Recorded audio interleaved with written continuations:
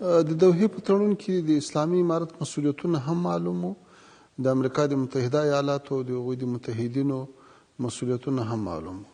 د اسلامي امارت مسؤلیت دا و چې 14 میاشتې کې به بهرني ځواکونه چې وځي هغوی ته به د وتلو لار ورکوي او په هغو باندې به حملې نه کوي. بل مسؤلیت دا و چې د افغانستان خاوره به د چا په ضد نه کارول کیږي. د درېیمه خبره د بین الافغاني مذاکراتو د شروع کېدو وه، هغه هم شروع سو، دوام یې وکړو، خو متاسفانه چې مقابل لوري کې د مذاکراتو په میز باندې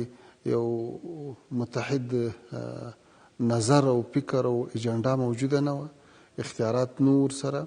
د مختلفو ډلو ټپلو نه خلک راټول سوي وو، نو پرمختګ ونه سو، واړې وړې خبرې وې په میاشتو میاشتو وځنډولې. بل طرف ته د امریکا د متحده ایالاتو مسؤلیتونه وو، هغو کې اول مسؤلیت دا و چې دوی به په لنډ وخت کې د موږ 50,000 بندیان راخلاصوي په 3 میاشتې کې، ولې هغه خلاصون د بندیانو 10 میاشتو ته ورسېدو،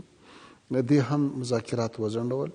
له هغې وروسته چې کله بین الافغاني مذاکرات شروع سي، بیا د امریکا د متحده ایالاتو مسؤلیت دا و چې د موږ پاته بندیان به په 3 میاشتو کې ټول خلاصوي، ولې هغه یې تر پایه آزاد نه کړو تر څو چې مجاهدینو فتوحات وکړو، په خپله یې د بندیخانو دروازې ماتې کړې، قلفان یې مات کړو، زولنې یې ماتې کړې او خپل ملګري آزاد کړو. او درېیم مسؤلیت د امریکا د متحده ایالاتو هغه دا و چې د اسلامي امارت د اعضاو نومونه به له تور لیست نه باسي، هغه که د ملل متحد د امنیت شورا په چوکاټ کې او که د امریکا د جایزې په لیستونو کې دي. متاسفانه تر اوسه پورې هغه لیستونه هم نه دي ختم کړي، هغه نومونه یې له تورو لیستونو نه دي ایستلي. او وروستۍ خبره دا وه چې د دوی مسؤلیت دا و چې د افغانستان په امورو کې به هیڅ نوه مداخله بیا نه کوي، خو موږ تاسې وینو چې مداخله یې اوس هم روانه ده، د افغانستان په فضا کې اوس هم وخت ناوخته د دوی تیاري لیدل کیږي. موږ وایو چې د دوحې تړون مشکلاتو د حل لپاره یو ښه چوکاټ ده